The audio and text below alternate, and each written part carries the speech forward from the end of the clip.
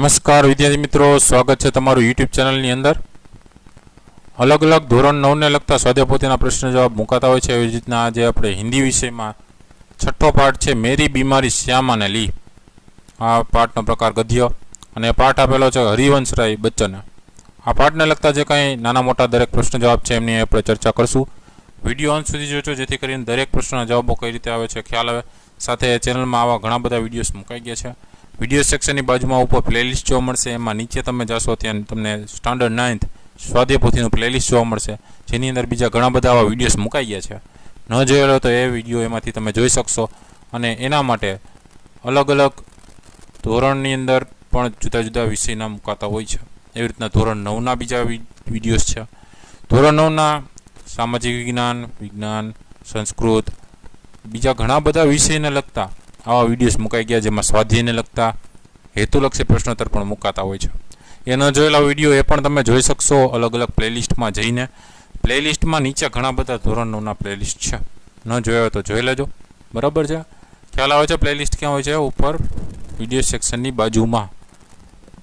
દર વિડીયોની અંદર હું કહું જ છું, છતાં પણ તમને જાણ કરું છું, જેથી કરીને તમને ખ્યાલ આવે કે ભાઈ કઈ રીતના વિડીયો છે એ બીજા જોઈ શકે, સરળતાથી મળી જાય એમ, બરાબર.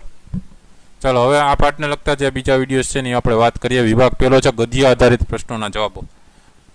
પહેલો પ્રશ્ન છે સહી વિકલ્પ ચुनकर रिक्त स्थानों की पूर्ति कीजिए. તો ખાલી જગ્યા પૂરવાની છે, જેમાં પહેલું છે રાહ પકડ તું એક ચલા ચલ પા જાયેગા ખાલી જગ્યા, તો એમાં આવશે મધુશાલા.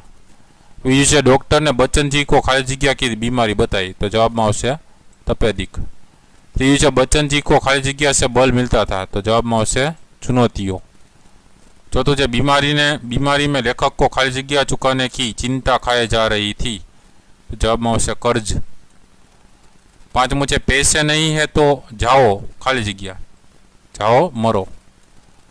छठું છે घबराओ नहीं हम खाली जगह बेचकर तुम्हारा इलाज करूंगा, तो घर बेचकर. बीजा प्रश्न है सही विकल्प चुनकर निम्नलिखित विधान पूर्ण कीजिए. तो पहलू है बच्चन जी तेज बुखार में लेखन का अधिक काम करते थे क्योंकि, तेना जवाब में आवशे बुखार के ऑप्शन आवशे बुखार के ताप से उनकी अनुभूतियां और कल्पनाएं अधिक क्रियाशील बन जाती थी. बीजू है बच्चन जी को डॉक्टर का नुस्खा मौत का परवाना लगा क्योंकि, तो एना जवाब में ब ऑप्शन है उससे उन्हें अपनी बीमारी की भयंकरता का अनुभव हुआ. तीजू है श्यामा ने अनशन व्रत शुरू करने का निश्चय किया क्योंकि, तेना जवाब में ब ऑप्शन आवशे. एना जवाब में क ऑप्शन आवशे पति को डॉक्टर के पास भेजने का यही अचूक उपाय था. क ऑप्शन आवशे पति को डॉक्टर के पास भेजने का यही अचूक उपाय था. चौथुं है बच्चन जी को डॉक्टर मुखर्जी से अपनी स्वास्थ्य परीक्षा इसलिए करवानी पड़ी क्योंकि, तो जवाब में आवशे श्यामा ने ब वाळो ऑप्शन श्यामा ने तब तक खाना खाने से इनकार कर दिया था.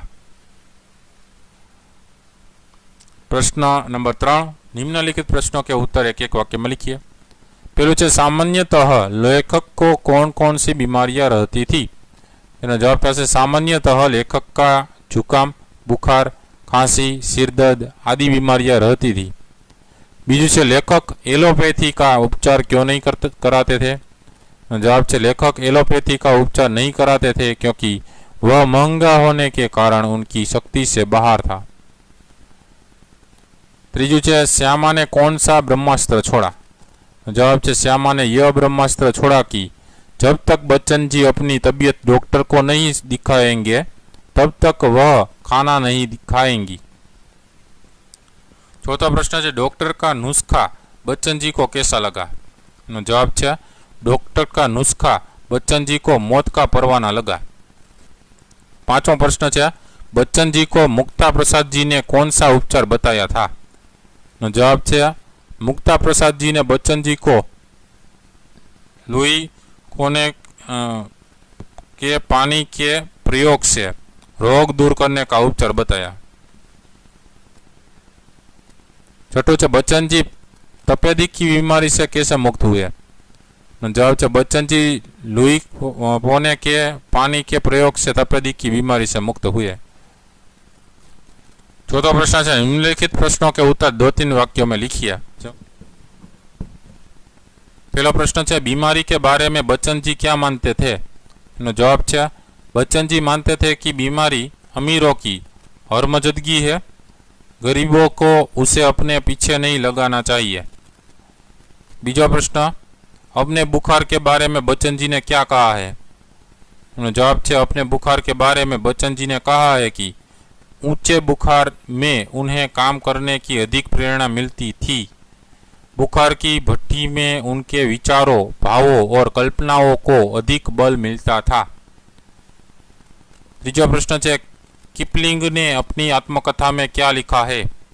जवाब है किपलिंग ने अपनी आत्मकथा में लिखा है कि कभी कभी वह बुखार में भी काम करता था। बुखार होने पर उसकी कहानियां और भी अच्छी होती थी। चौथा प्रश्न है श्यामा ने कौन सा ब्रह्मास्त्र छोड़ा, उसका क्या परिणाम हुआ, अथवा बच्चन जी को डॉक्टर मुखर्जी के पास क्यों जाना पड़ा? जवाब है बीमार बच्चन जी डॉक्टर के पास जाने की बात टाल रहे थे। यह देखकर पत्नी ने ब्रह्मास्त्र छोड़ा कि जब तक वे डॉक्टर मुखर्जी को नहीं दिखाएंगे तब तक वह खाना नहीं खाएंगी। इससे बाध्य होकर बच्चन जी को डॉक्टर मुखर्जी के पास जाना पड़ा। पांचवा प्रश्न है ना जाने राम कहाँ लागे माटी, यह उक्ति बच्चन जी ने किस संदर्भ में लिखी है? तो एमनो जवाब है बच्चन जी के पिता ने अपने अंतिम दिनों में शांति से रहने के लिए घर बनवाया था, लेकिन पति पत्नी दोनों की मृत्यु उस घर में न होकर कहीं और जगह हुई। इसी संदर्भ में बच्चन जी ने उपयुक्त उक्ति लिखी है। छठा प्रश्न है अपनी बीमारी से लड़ने से बच्चन जी को सबसे अधिक बल किससे मिला? जवाब है जब तक बच्चन जी बीमार रहे पत्नी श्यामा ने उससे अपने किसी दुख की शिकायत नहीं की। बच्चन जी कहते हैं कि उनकी बीमारी में सबसे अधिक बल श्यामा के इस आत्मनिग्रह से ही मिला। प्रश्न 5 निम्नलिखित प्रश्नों के उत्तर 5-6 वाक्य में लिखिए। पहलू है लेखक बीमारी में भी क्यों काम करते थे? जवाब है लेखक की आर्थिक स्थिति अच्छी नहीं थी। घर का खर्च निकालने के लिए वे स्कूल में पढ़ाते थे और ट्यूशन करते थे। आराम करने से वे ये दोनों काम नहीं कर सकते थे। बिना आमदनी के घर कैसे चलता? छोटे भाई शालिग्राम की आमदनी भी अधिक नहीं थी। महंगी दवाएं भी उनके लिए सिरदर्द थी, इसलिए मजबूरी में बच्चन जी बीमारी में भी काम करते थे। बीजा प्रश्न है बच्चन जी को मरने से जीना क्यों कठिन लगा? जवाब है क्षय मतलब तपेदिक की बीमारी ने बच्चन जी को गहरी चिंता में डाल दिया था। डॉक्टर ने उन्हें दवाओं के सेवन के साथ चिंता मुक्त होकर आराम करने की सलाह दी थी, परंतु आराम करने से घर का खर्च कैसे चलता? महंगी दवाएं कहाँ से आती? सिर पर चढ़े कर्ज की अदायगी कैसे होती? छोटे भाई की अपर्याप्त आमदनी से निर्वाह होने वाले नहीं था। इन सारी चिंताओं के कारण बच्चन जी को मरने की अपेक्षा जीना कठिन लगा। तीसरा प्रश्न है लेखक की बीमारी सुनकर श्यामा कांपकर तुरंत क्यों संभल गई? जवाब है डॉक्टर मुखर्जी ने बच्चन जी को तपेदिक क्षय की बीमारी बताई थी। पत्नी श्यामा ने सुना तो वे कांप उठी। उन्होंने पल भर में अनुभव कर लिया कि उनका कांपना बच्चन जी सहन नहीं कर पाएंगे। पति की संवेदनशीलता से वे भली भांति परिचित थी। वे उन्हें अपनी चिंता से अवगत नहीं कराना चाहती थी, इसलिए वे तुरंत संभल गई। चौथा प्रश्न है लेखक को ऐसा क्यों लगा कि उन्हें श्यामा के लिए जीने का संघर्ष करना चाहिए? जवाब है बीमारी में लेखक को कर्ज चुकाने की चिंता खाए जा रही थी। उन्होंने अपने आप को मरने के लिए छोड़ दिया था, लेकिन तभी उन्हें श्यामा का ख्याल आया। उन्होंने सोचा कि उन्होंने श्यामा के लिए तो कुछ किया ही नहीं, उसके लिए कुछ करने लायक उनकी स्थिति ही नहीं थी। अब यदि अपने कर्ज का भार भी उस पर छोड़ दिया जाए तो उनके जैसा जघन्य अपराधी कौन होगा। यह सोचकर उन्हें लोगों की उन्हें श्यामा के लिए जीने का संघर्ष करना चाहिए। पांचवा प्रश्न, बच्चन जी की पारिवारिक आर्थिक विपन्नता के बारे में अपना विचार प्रकट कीजिए।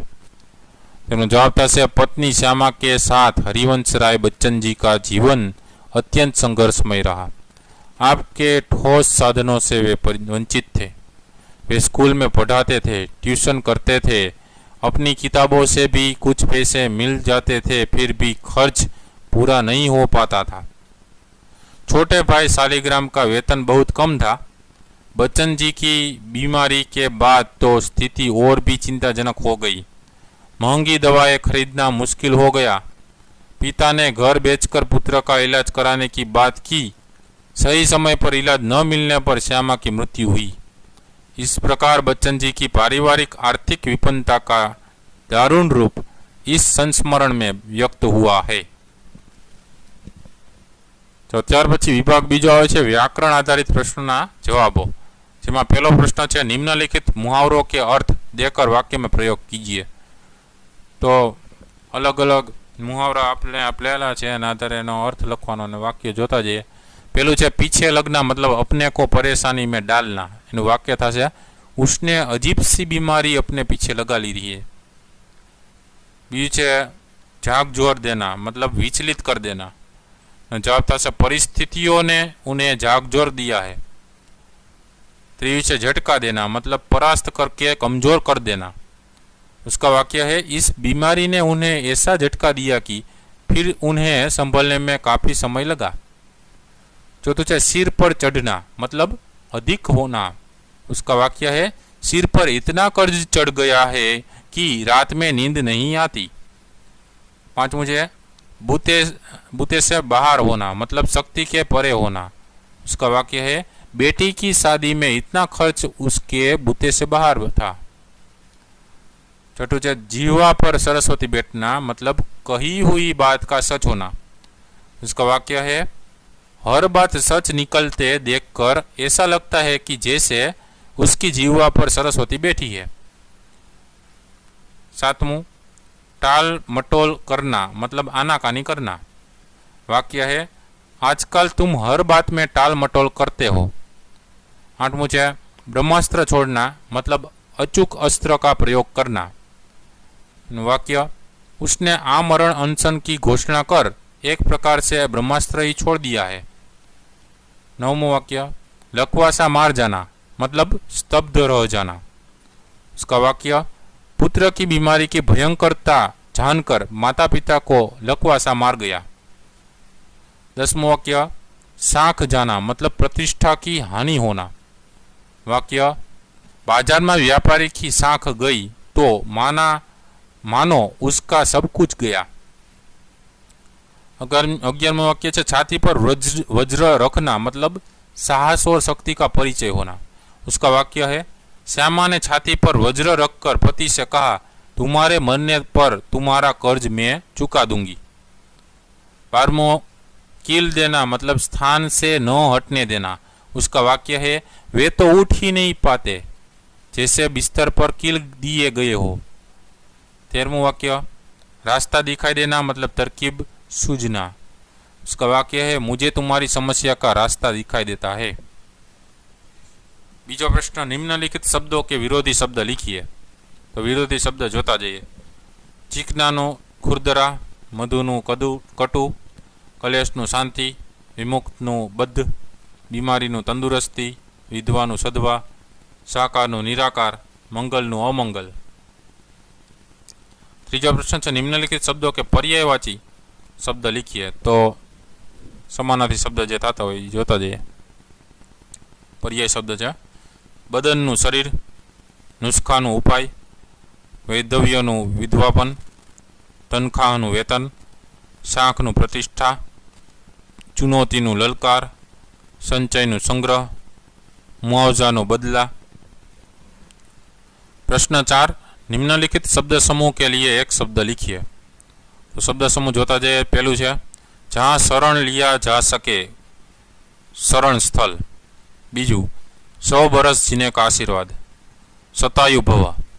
त्रीजू शुभ मार्ग पर चलने का आशीर्वाद, स्वशिस्त पंथा. चौथू जिसे चिंता न हो, चिंता मुक्त. पांचवू अंग्रेजी पद्धति की उपचार प्रणाली, एलोपैथी. छठू आत्मा पर अंकुश, आत्मनिग्रह. पांचवा प्रश्न है निम्नलिखित शब्दों के उपसर्ग पहचान कर लिखिए. तो उपसर्ग जोता जाए.